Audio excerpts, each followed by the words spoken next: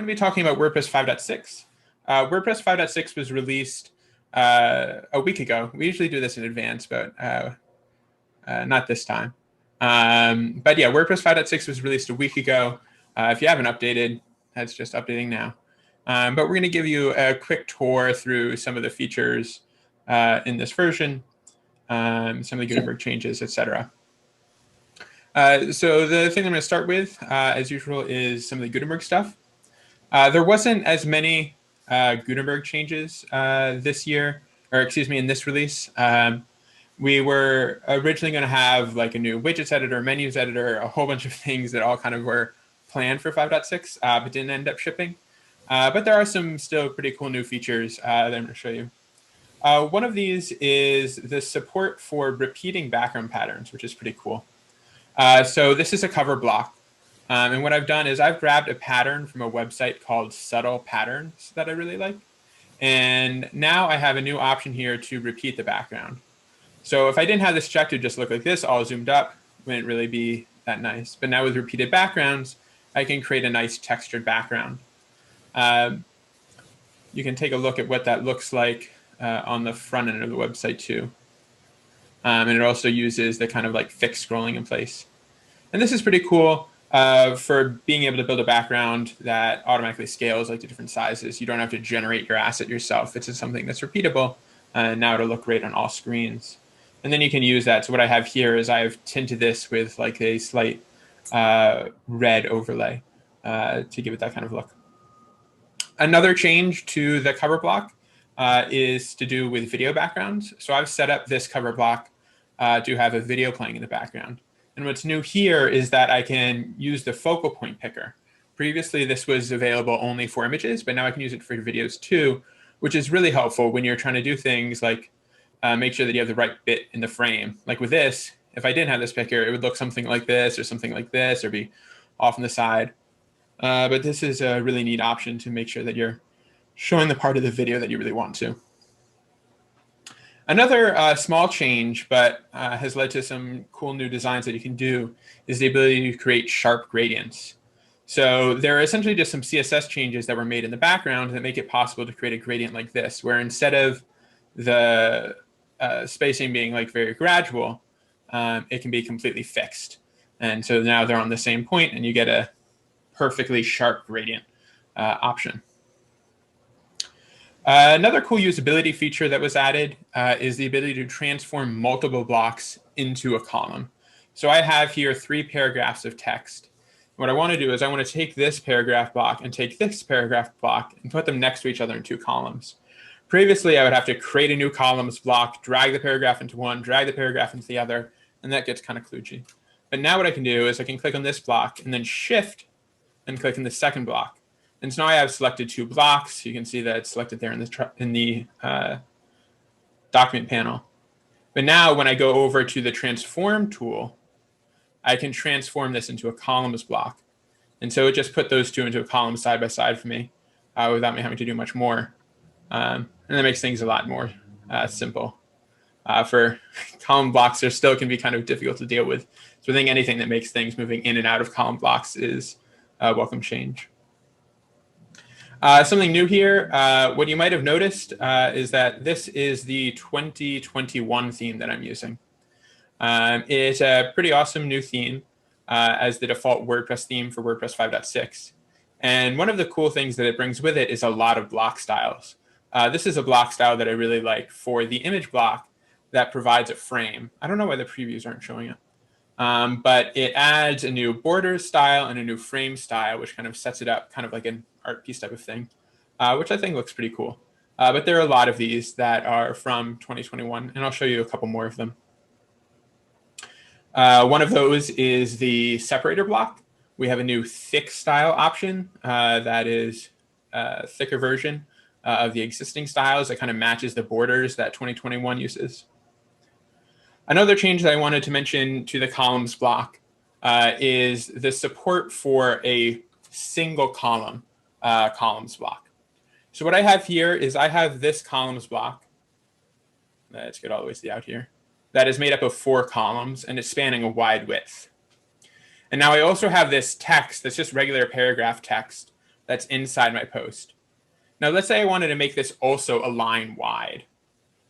This isn't supported by the paragraph block, excuse me. It doesn't support wide alignment. Previously, the thing that you want to do that you might try is to take this and to put it into a group. And then we can make it wide. But the problem is now this is centered. But let's say I want this to be left aligned. There's no good way to do that from here. One of the cool new features with a single column block is a single column block is kind of essentially like a left aligned group block. So I can now transform this into a columns block, go into wide width, and then you'll see it's left aligned like that. In reality, one of the things that I could have done is I could have made this a heading block. Another new feature in WordPress 5.6 is that heading blocks now support wide alignment too. So if I made this heading block, I can just go into the alignment bar and choose wide width, and I get a similar effect. But for blocks that don't support wide alignment, this can be a kind of hack now if you want them to be wide alignment, so you get things laying out properly, which is pretty neat.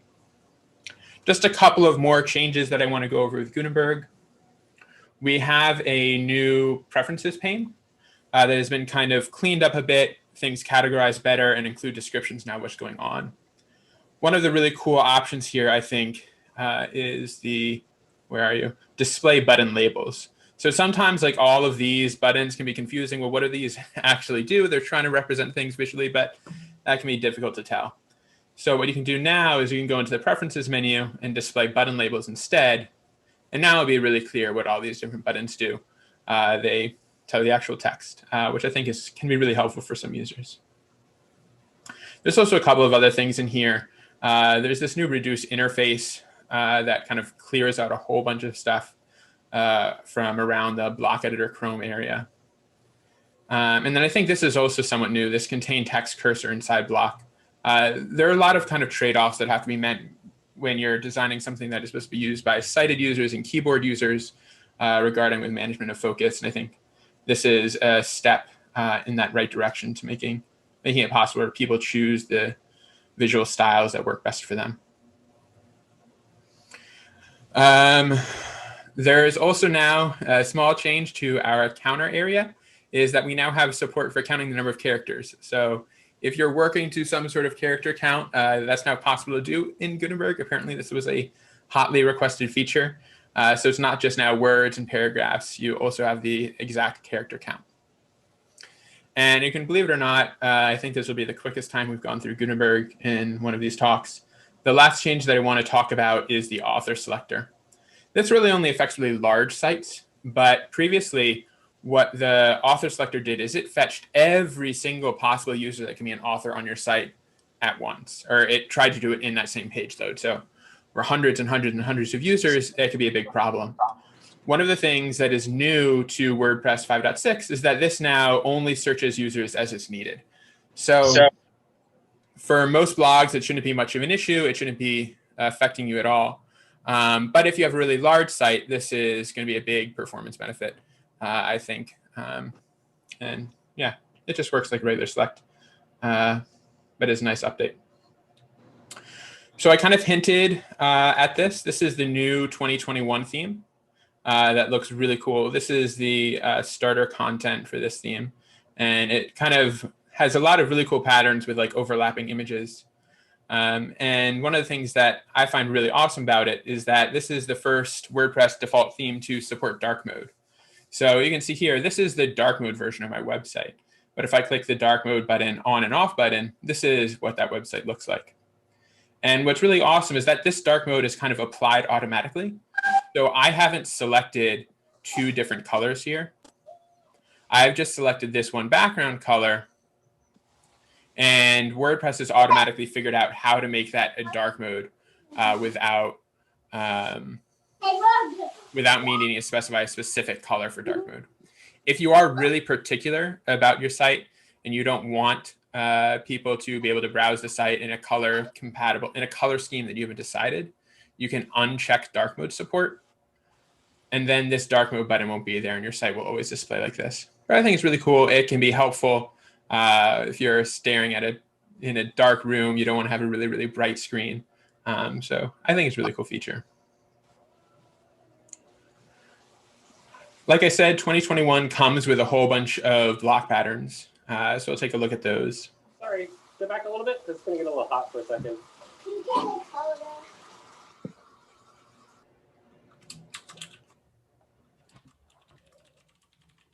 So we have over here in the add section, you have the patterns like usual. One of the things that's changed is patterns always were categorized. I don't know why images are not appearing properly here. It's so weird. But block patterns were always categorized, but one of the things about them is that you couldn't just jump to a specific section of patterns. Yeah, I don't know what's going on with that. That's unfortunate. But you can now go and pull up each individual pattern or group of patterns from here. Let's go back to 2021. This is really unfortunate. I guess there's something going on with WordPress.org. I'm not sure. Let's see if we can still have these appear. Yeah, we're getting some of them. So this is links areas, how they've called it, and it's made up of a block here, text, a heading, and then different links here. And this uses another style that 2021 has provided for the cover block, which is the border style. So this border style has been added onto pretty much everything, and it gives you this distinct border around your content. And then here is kind of the cool ones, which is the overlapping images. So the way that this works is this is a columns block. You can see my individual columns here, my left-hand column, and my right-hand column. But what the columns block now has is it has a style called overlap. And so in the default mode, it just kind of has them as two regular columns. But in overlap, it kind of intelligently, I say intelligently, kind of brute forcefully overlaps these two columns on top of each other, which lets you create some really interesting layouts. On mobile, these just all get stacked up into a single view. But on desktop, it can create some really artistic experiences, I think. Let's say I'm now just taking a guess at things that look right based on what I think they are. Yeah, so this is the portfolio list. So this is, again, a kind of list of links with an associated image. And these patterns are really just helpful for getting to certain design patterns quickly. These are all things that you can do yourself in the editor, but by making them patterns, it just makes it a little bit easier to deal with instead of needing to figure out how you arrange all these things yourself. But yeah, that's everything that I wanted to cover with 2021 and the Gutenberg changes. There are a couple of other things that I wanted to mention. So the first is jQuery. You might have experienced this issue with WordPress 5.5. Essentially what is happening is that jQuery is being updated. WordPress has been using a very, very old version of jQuery for a long time. And starting in WordPress 5.5, we've begun the process of updating to the latest version of jQuery for a variety of reasons. What you might have experienced in 5.5 is issues where things like your sliders might not work, your galleries might not work. Sometimes the entire admin clicking on buttons doesn't appear to work. And this is all essentially due to when you have a plugin or your theme that is relying on jQuery functions that no longer exist or no longer supported. And so if you have this issue, the first thing that you should do is install the enable jQuery migrate helper. And when you install this plugin, what it'll do is it will reveal to you whenever a jQuery deprecated code is called, and it will let you know what plugin or what theme is the cause of it. And at this point, to be honest, if you're still having issues with plugins that are having issues on 5.5, I would suggest strongly looking for replacements at this point. There's been months and months and months and months of notice for plugin authors and theme authors to fix the most serious versions of these. And so if you're still on WordPress 5.5 and having those issues and you need to keep this plugin installed for your site to work, I would really encourage looking for replacements of those plugins. But in WordPress 5.6, another step has happened. You can see this here. With the update to WordPress 5.6, the version of jQuery has also been move to the newer version. And there is a migration compatibility script there, but still it means that plugins might not be compatible. So if you see those same issues that you saw in 5.5, in 5.6, you should try reinstalling the Enable jQuery Migrate Helper plugin. I'll make sure we include a link to this. But I would give it a go. What you might need to do is downgrade to a different version of jQuery. The plugin kind of walks you through the different things that you have to do. But this is by far the biggest thing that you need to be aware of when updating to WordPress 5.6. I would say more so than usual, you might want to try the new version of WordPress out on a staging site because of that. But know that this plugin is there to help you for now. It's not a permanent solution. If you have plugins that in 3 months from now, when WordPress 5.7 comes out, still require you to have this plugin installed, you're really, unfortunately, going to have to try and find replacements for them because this solution won't be around forever.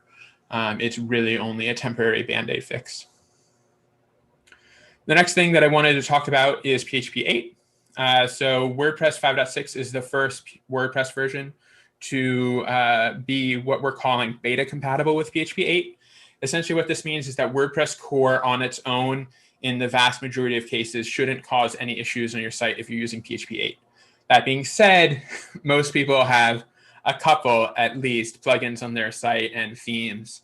And so that means that I wouldn't at this point recommend switching your hosting to using PHP 8. I would give it at least 3, maybe 6 months before I think that'll be feasible. But if you want to give it a try, you absolutely can. And if you're only using a couple of plugins, you might get lucky and everything might be compatible. But the big thing with PHP 8 is that there are a lot of things that are now fatal errors that were warning before. So it could take your site down. I gave a talk, I guess now 2 years ago at this point, talking about site health and recovery mode. Maybe we could also link to that, Steve. But if you do try and upgrade to PHP 8, you can always use recovery mode to get yourself out of pretty much any problem. But yeah, I wouldn't at this point recommend it unless you're really just using stock WordPress core. There's something, did I want to mention something with site health? I don't think so. There is site health as usual. You should make sure that all your things are matching what site health says and say that you're doing things correctly. There are a couple of new ones, but I don't think they're really that important to talk about. The last thing that I want to talk about is application passwords, which is what I'm really, really excited about. Application passwords is what is called an authentication mechanism. And so usually when you log into WordPress, you log in with your username and password. I don't know, I may do something. Usually, yeah, with WordPress, you log in with your username and password, and you can do everything you need to do. But let's say you're trying to use a third-party service, like let's say Zapier, or you're trying to integrate your site with an email tool like MailChimp or something like that, or ActiveCampaign, different things like this. There hasn't, or a great example is Jetpack, in the WordPress mobile application that you can use on your phone. All of those have to communicate with your site over an API. And the way they've been doing that for the longest time is with something called XML RPC. And we're not going to get into like the details about this, but essentially it's just a way to programmatically access your WordPress website. What we have now and have had in core for a long time is the REST API, but we haven't had a way to authenticate against it, which meant that it was kind of impossible for these third-party apps to use it. But we have a new thing now. Hold on one second. I need to fix something really quick. But yeah, we have a new thing now called application passwords. And it essentially lets third-party applications connect to your website automatically and easily. I'm going to give you a quick demo of it. In January, we're going to do a kind of like deep dive talk on it of how you could set this up as a developer. But for now, I'm just going to give you a really quick demo to show you kind of what it can do. Hold on.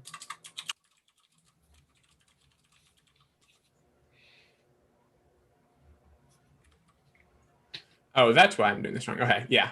So I'm showing, this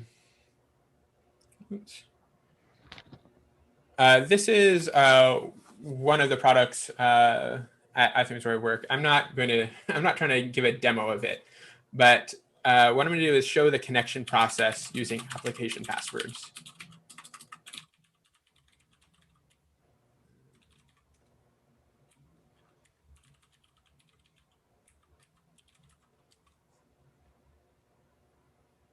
Yeah, okay. So I'm going to hit next. And now what we're doing in the background is we're figuring out if the site that I typed in is on WordPress 5.6. Fingers crossed this works as a demo. But previously what we would do with sync is you would have to type in your username and password into sync, and we would do this whole convoluted process to try and log you in and set up the plugin. This isn't working, which is very unfortunate. Hold on.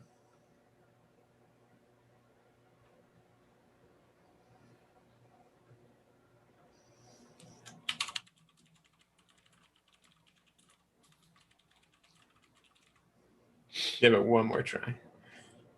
Okay, there we go. So I'm now at my WordPress login screen, and it's saying, please log into the new WordPress install to authorize iTheme Sync to connect to your account. So I am now going to log into this site here.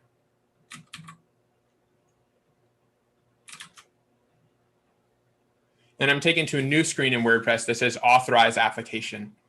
And it's telling me, would you like to give the application identifying itself as iTheme Sync access to your account? You should only do this if you trust the app in question.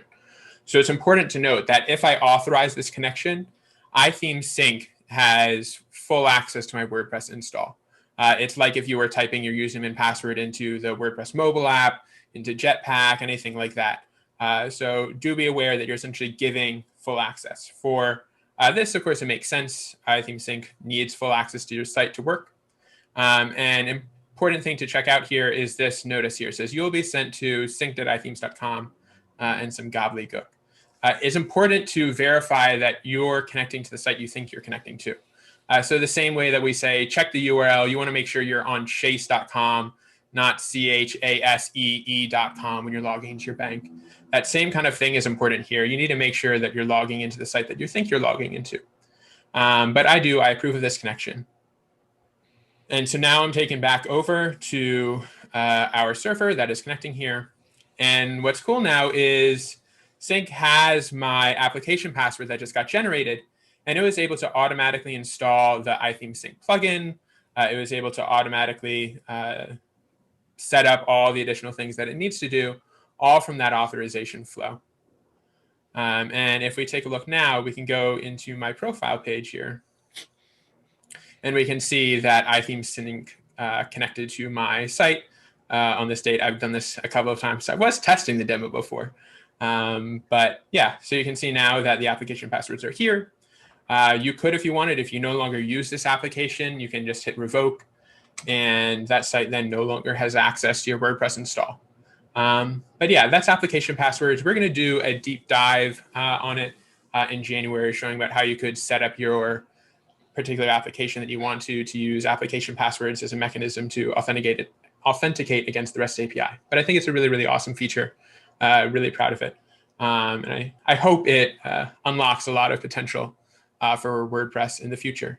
But that's everything that I wanted to cover for WordPress 5.6. And I think Winstina has a couple of things that she wants to touch on too. Yes, awesome. Okay, so Tim did a deep dive into the code from a developer's perspective. So I thought I'd give you 5.6 from another perspective. So WordPress 5.6 is historic in one particular way. It is the first release that's been led by women. About 40 women from over 13 countries participated in 5.6. We were led by Josepha Hayden with several leads, and within those leads were cohorts. Cohorts, are women who want to contribute and were new to parts of core that we were contributing to. And so it was a chance for us to learn from, those who had experience, and then to also contribute as well in a really meaningful way. It was like a really exciting experience to be part of that team, just to see WordPress move from the conceptual ideas of what a 5.6 would look like to putting, the different pieces together, packaging it, shipping it. I learned some really, really interesting, just seeing things live. And I've included in the presentation where you can go if you're interested in seeing just how WordPress is made.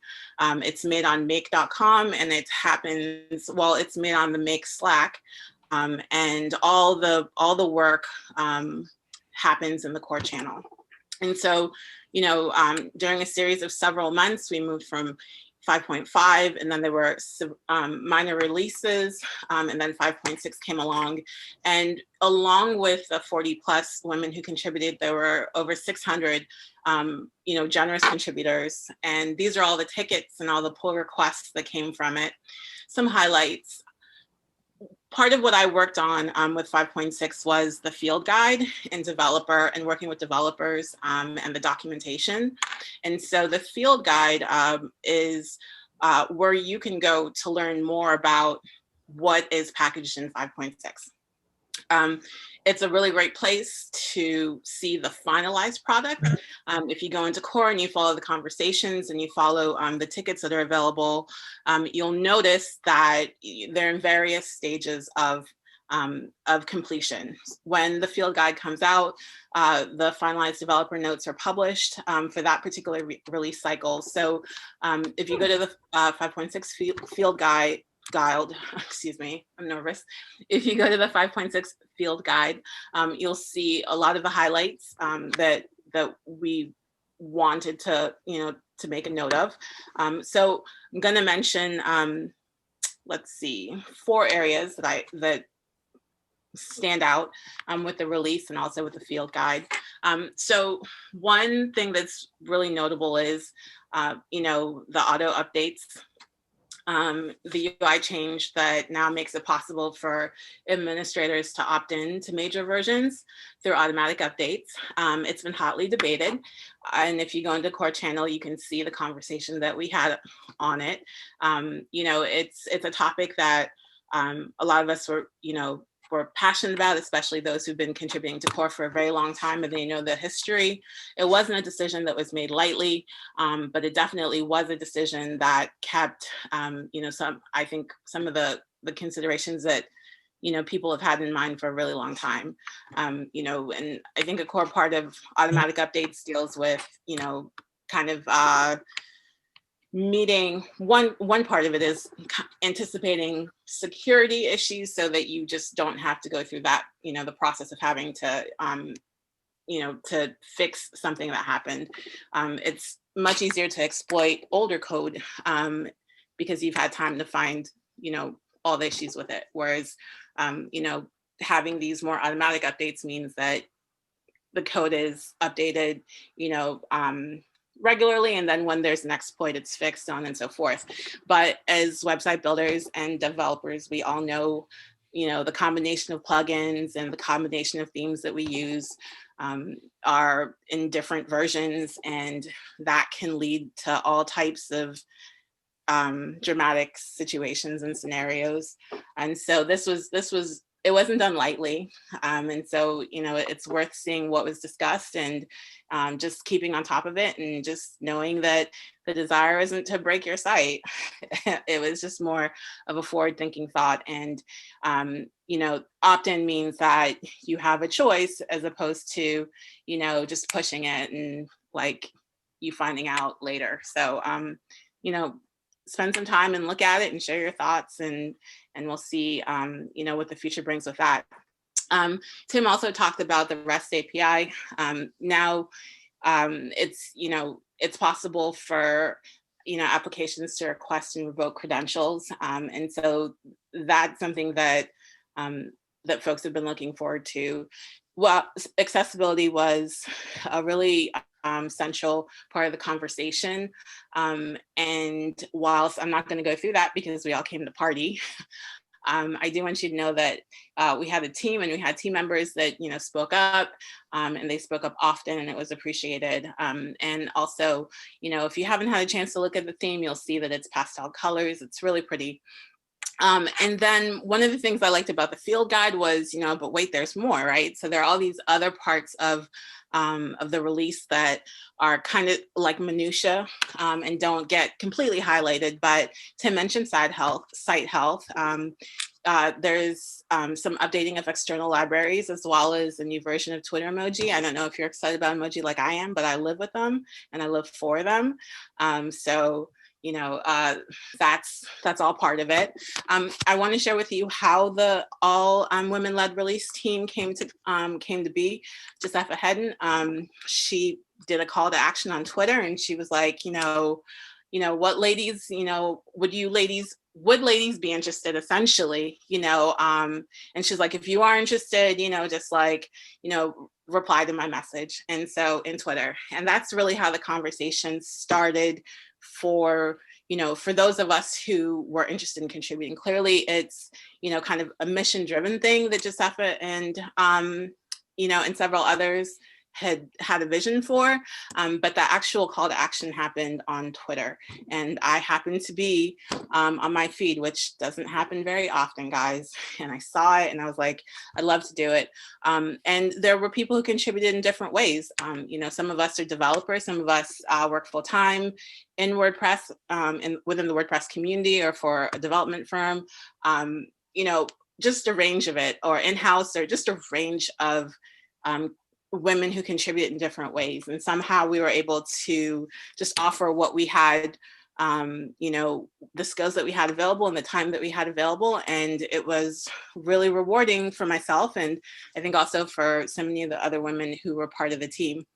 Now, because, you know, learning about WordPress isn't easy, you know, we spend a lot of time Googling things, and we go to meetups, and sometimes we even make it to the WordPress.org site. Not as many people know about making WordPress Slack. And even those of us who do know about it don't always make it into that Slack. And I'm telling you, that's where the magic happens. And core is where the beauty unfolds. And so if you have time, you know, just create an account. This is how you can go. You can go to how you can do that. You can go to WordPress.org. That's the link /chat. And you can set up an account. There are community channels, there's accessibility, hosting, like everything under the sun within the community you're going to be able to find. Training, you're going to find there.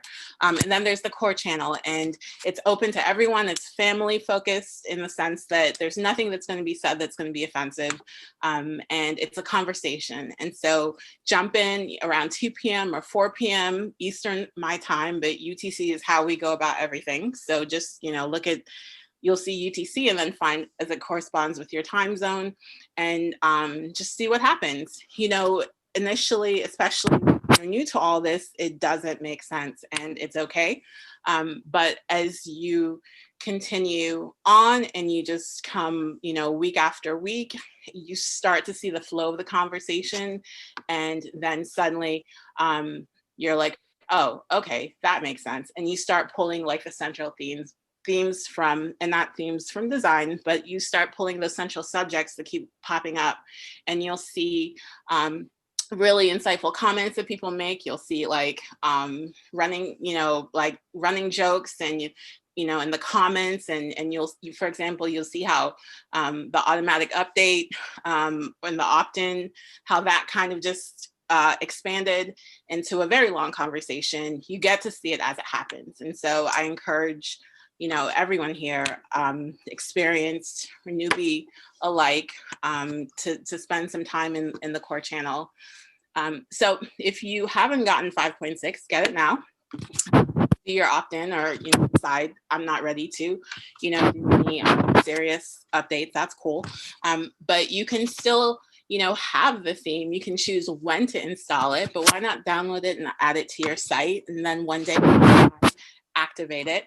What was really cool was within 6 hours or so, our core lead, Helen, just let us know that there were like 1 million downloads. And that was very, very exciting. And it was very rewarding, you know, and so if you have a chance at all to just see how things unfolded, I'd say go for it. And that's really, you know, a contributor who's coming to you from the documentation team. And if you go to the 5.6 post, you'll see all the teams and cohorts. And I am really looking forward to what evolves from this, and really looking forward to the opportunities that are going to become available for women moving forward. And it's just exciting. So thanks for staying with me into the second part of the presentation, and we're going to start partying right now. We got games for you. Handing it over to you, Steve.